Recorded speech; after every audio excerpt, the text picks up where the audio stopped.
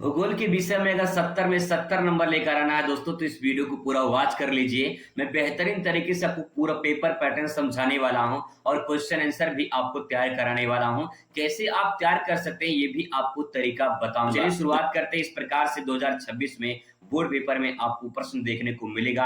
Paper आप देख लीजिए, पेपर पैटर्न है सेम टू सेम ऐसे ही आपको देखने को मिलेंगे, जिसमें 1 से लेकर 8 तक बहुविकल्पीय क्वेश्चन होंगे।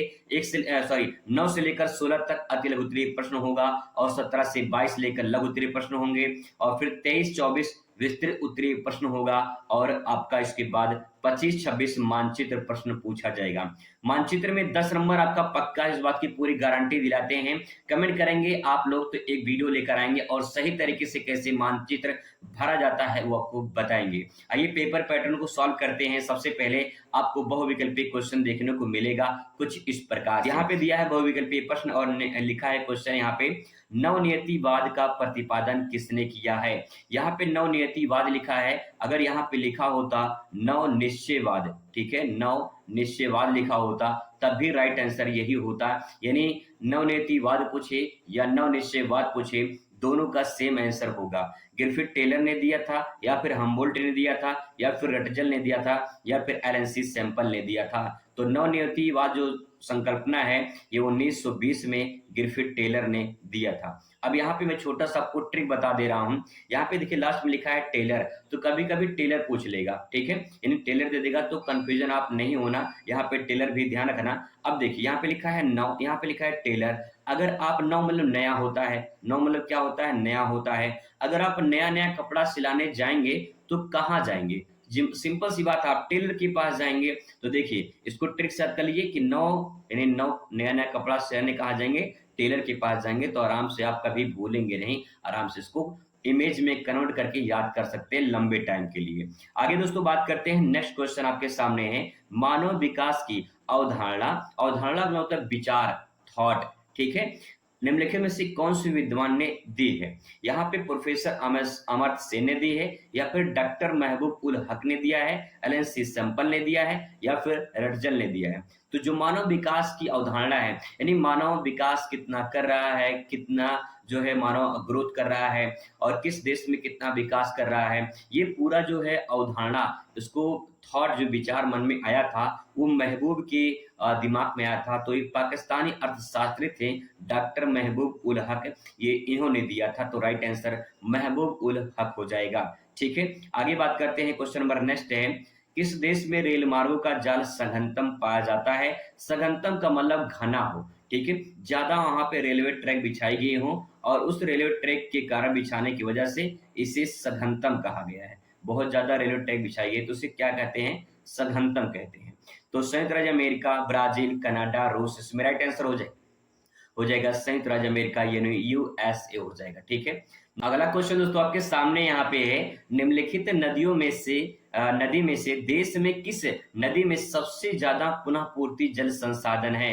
पुनः पूर्ति का मतलब होता है पुनः पूर्ति करना, पुनः भरपाई करना, तो उसे पुनः पूर्ति कहते हैं जल संसाधन, ठीक है। तो यहाँ पे सिंधु नदी है, ब्रह्मपुत्र नदी है, गंगा नदी है, गोदावरी नदी है। भारत की सबसे पवित्र मुख्य नदी कौन सी है, जवाब होगा गंगा नदी। गंगा नदी हिमालय से निकलकर यानी गोमुख से निकलती है और गोमुख से निकलने के बाद जो है गंगा नदी जाके बंगाल खाड़ी में गिरती है। तो दोस्तों यहाँ पे ध्यान रखिए, जो गंगा नदी है वो इसमें राइट आंसर हो जाएगा, ठीक है। क्वेश्चन नंबर नेक्स्ट बात करते हैं आपके सामने यहाँ पे है, इंदिरा गांधी नहर कमान क्षेत्र में सतत कुशल विकास के लिए इनमें से कौन सा महत्वपूर्ण कारक है।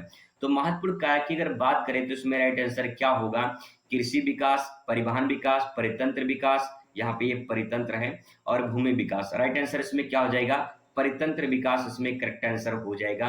क्योंकि इंदिरा गांधी जो नहर कमान क्षेत्र है ये सतत कुशल विकास के लिए इनमें से कौन सा महत्वपूर्ण कारक है। तो परितंत्र का मतलब होता है जो चारों तरफ अपने एरिए में जो है विकास करे और उसमें जीव जंतु वनस्पतियां सब शामिल होते हैं, ठीक है। वैसे तो कृषि का सबसे बड़ा विकास होता है लेकिन यहाँ पे परितंत्र विकास सबसे मुख्य माना जाता है, ठीक है। आते हैं नेक्स्ट क्वेश्चन पर, भारत का अधिकांश विदेशी व्यापार वाहन होता है।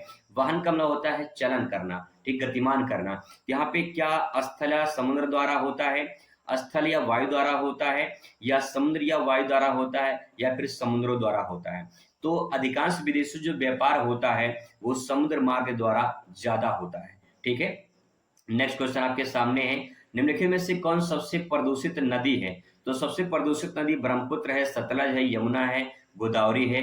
तो यहाँ पे अगर यमुना की बात करें, जो गंगा की सबसे लंबी सहायक नदी है, यमुना सबसे प्रदूषित नदी मानी जाती है। आगे है क्वेश्चन, नेक्स्ट है 8वां क्वेश्चन, जापान की राजधानी, एक राजधानी पूछा जाएगा। तो आप महसूस करिए कि आप जो रहे जा रहे हैं पान खाने, ठीक है, जा रहे हैं पान खाने और पीछे से कोई टोक दिया, कोई पीछे से टोक दिया, तो जापान की राजधानी क्या हो जाएगी? टोक्यो हो जाएगी, टोक्यो हो जाएगी, ठीक है भैया। क्योंकि लंदन जो है ये ब्रिटेन की राजधानी है, यानी इंग्लैंड की राजधानी है।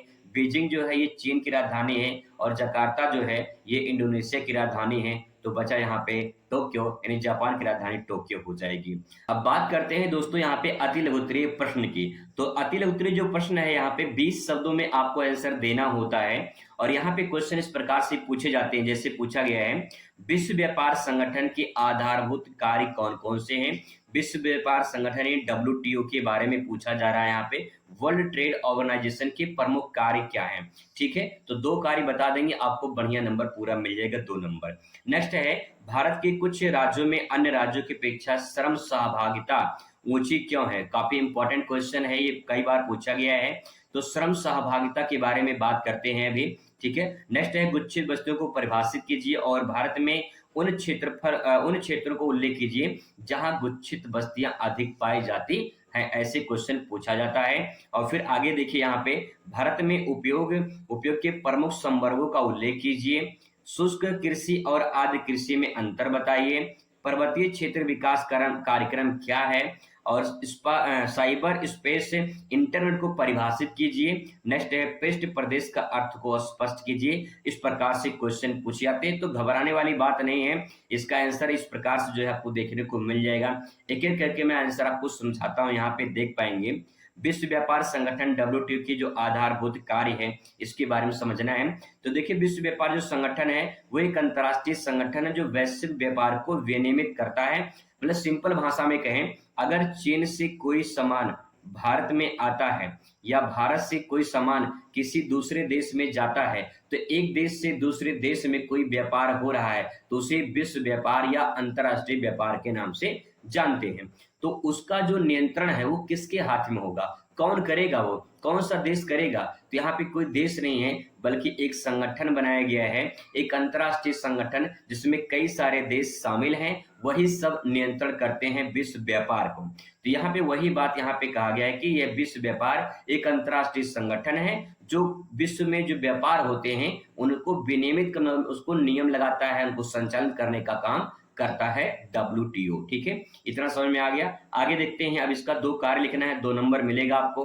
व्यापार जो होते हैं विवाद को निपटान करना, यानी अगर सिंपल भाषा में कहें तो आप कह सकते हैं कि अगर चीन से भारत में कोई व्यापार हो रहा है और कोई बीच में विवाद हो जाए, तो उसको विवाद को निपटाने वाला कौन रहेगा? वो WTO रहेगा। ठीक है, जैसे 2 दोस्त हैं, अगर 2 दोस्त में लड़ाई हो जाए तो उस लड़ाई को कोई जो है उसको छुड़ाने वाला होता है, तो जो छुड़ाने वाला है वो WTO है। ठीक है, मान लीजिए। तो इस प्रकार से यहाँ पे आप समझ के ले सकते हैं अपने शब्दों में कि किसी भी व्यापार में विवाद को निपटाने के लिए WTO जो है काम करता है, पहला पॉइंट। दूसरा, नीतियों की निगरानी का मतलब ये होता है कि जो नीति यानी जो नियम बनाए गए हैं, जो कानून बनाए गए हैं, उसकी देखरेख कौन करेगा? निगरानी का मतलब देखरेख करना कौन करता है? WTO करता है। तो 2 पॉइंट हो गया, आराम से अपने भाषा में भी ले सकते हैं। जो यहाँ पे लिखा है उसको भूल जाइए क्या लिखा है। आप जो मैंने आपको बताया है, अगर आप उसको ध्यान रखेंगे तो आराम से समझ पाएंगे। मतलब यही है कि अगर किसी देश के दूसरे देश में व्यापार होता है और उस व्यापार में कोई विवाद होता है, तो विवाद को निपटाने के लिए WTO काम करता है, पहला पॉइंट। दूसरा, अगर कोई नीति कोई नियम बनाई जाती है तो नीति नियम का निगरानी यानी देखरेख कौन करता है? WTO करता है। बस काम खत्म, पूरा लिख देंगे, 2 नंबर आपको पूरा बढ़िया नंबर मिल जाएगा भैया। ठीक है, ऐसे ही आपको समझ के लिखना है। ऐसे ही क्वेश्चन नेक्स्ट रहेगा, जैसे कि यहाँ पे देख पाएंगे, भारत के कुछ राज्यों में श्रम सहभागिता ऊंची क्यों है? श्रम सहभागिता का मतलब क्या है? तो पहले आप ये जान लीजिए, श्रम का मतलब क्या होता है? मजदूरी करना। श्रम मतलब शर्माना नहीं, श्रम मतलब श्रमिक, और श्रमिक क्या करता है? मजदूरी करता है। और सहभागिता लिखा है, सहभागिता का मतलब सह मतलब साथ साथ, भागिता मतलब किसी काम में भागीदारी करना। यानी जो श्रमिक होते हैं जो साथ-साथ काम करते हैं, साथ-साथ काम करते हैं, वो श्रम सहभागिता है। ऊँची क्यों है, ये देखना है। तो देखिए, भारत में श्रम सहभागिता दर ऊँची है, राज्यों में अलग-अलग होती है। जैसे कहने का मतलब क्या है? कहने का मतलब ये है कि कृषि प्रधान अर्थव्यवस्था है भारत में, इसीलिए यहाँ पे अलग-अलग है। बिहार, उत्तर प्रदेश, मध्य प्रदेश से राज्यों में कृषि आधारित श्रम जो है श्रमिक अधिक है। यहाँ श्रमिक अधिक हैं और श्रमिक अधिक है, पैसा कम है यहाँ पे। नेक्स्ट है औद्योगिकरण का स्तर। यहाँ पे गुजरात, महाराष्ट्र, तमिलनाडु में देखा जाए, यहाँ पे कारखाने हैं और यहाँ पे श्रम की माँग ज़्यादा है, तो पैसा भी ज़्यादा मिलता है। बहुत ही सिंपल भाषा में समझाऊँ तो बस आप इतना समझ लीजिए, अगर आप कृषि करते हैं, ठीक है, नॉर्मल कृषि करते हैं, तो कृषि करने में कम पैसा मिलता है, ठीक है। दूसरा है, अगर आप कोई बिज़नेस करते हैं, कोई अगर आप बिज़नेस करते हैं या फिर किसी फैक्ट्री में काम करते हैं, तो फैक्ट्री में काम करेंगे तो आपको पैसा ज़्यादा मिलेगा। तो ये एक श्रमिक वही है, काम कर रहे हैं अलग-अलग, लेकिन यहाँ पे जो पैसा उनको मिल रहा है वो अलग-अलग मिल रहा है। तो इसमें सहभागिता तो उनकी है, लेकिन इनकम जो है वो अलग-अलग है, ठीक है? ये इसमें सेंटेंस हो जाएगा। नेक्स्ट है इसमें गुच्छित बस्ती क्या होती है? गुच्छित बस्ती का मतलब क्या होता है? देखिए, गुच्छे में जैसे अंगूर का गुच्छा आपने देखा होगा, केले का गुच्छा देखा होगा, चाबी का गुच्छा देखा होगा आप लोगों ने। तो जो गुच्छा होता है वो आपस में गुच्छे होते हैं, आपस में सटे होते हैं। तो यहाँ पे लिखा है बस्तियां, तो बस्तियां जब आपस में गुच्छे हों, सटे हों, तो उसका मतलब उसे गुच्छित बस्ती कहते हैं। सिंपल भाषा में लिख सकते हैं, कोई दिक्कत नहीं है। तो परिभाषा में लिखेंगे, गुच्छित बस्तियां वे होते हैं जहां घर एक दूसरे के पास सघन रूप में बसे होते हैं, ठीक है। आमतौर पे जल स्रोतों, कृषि भूमिया, सुरक्षा की दृष्टि से विकसित की जाती है। तो बस आपको इतना समझना है कि गुच्छित जो बस्तियां होती हैं आपस में पास-पास होते हैं, रास्ते बड़े सकरे-सकरे होते हैं और घर बड़े सटे-सटे होते हैं, सघन होता है। उसे गुच्छित बस्ती के नाम से जाना जाता है, सिंपल, ठीक है। अब इसमें कौन-कौन से क्षेत्र हैं जहाँ पे ऐसी बस्तियाँ देखने को मिलती हैं? तो जवाब हो जाए गंगा, गंगा-यमुना का दोयाब। दोआब का मतलब जहाँ गंगा-यमुना आपस में मिलती हैं उसका दोयाब क्षेत्र, ठीक है। जब नदी 2 नदी ऐसे बह रही है मान लो, तो यहाँ पे संगम हुआ है, इसके बीच का जो भाग है ये दोआब कहलाता है। दो आब, आ मतलब पानी, 2 नदियों के बीच का जो भाग है उसे कहते हैं दोआब क्षेत्र, ठीक है। यहाँ पे उपजाऊ भूमि जहाँ होते हैं, जहाँ जल उपलब्ध होता है, वहाँ पे ऐसी बस्तियाँ देखने को मिलती हैं। केरल और पश्चिम बंगाल की नदी घाटियों में ऐसी बस्तियाँ देखने को मिलती हैं। तो दोस्तों, इस प्रकार से आप क्वेश्चन को समझ के ले सकते हैं। आप ये कमेंट करके ज़रूर बताइए कि मैं आपको समझाने में सफल रहा हूँ या नहीं रहा हूँ, मेरा समझाने का तरीका कैसे है। अगर आपको लग रहा होगा कि मुझे समझ में आ रहा है, तो कमेंट करिएगा। आगे के जो और इम्पोर्टेंट क्वेश्चन है वो पूरा पेपर सॉल्व करेंगे, क्योंकि पूरा पेपर मैंने यहाँ पे अच्छे से तैयार कर लिया है। बस आपको समझाना है, अच्छे तरीके से मैं बताऊँगा। और आपको अगर अच्छा लग रहा हो तो कमेंट ज़रूर करिएगा कि कैसे और पूरा पेपर हम सॉल्व करके लिख सकते हैं। पूरा पेपर मैं अच्छे तरीके से सॉल्व करके बताऊँगा। चलिए मुलाकात करते हैं नेक्स्ट वीडियो में।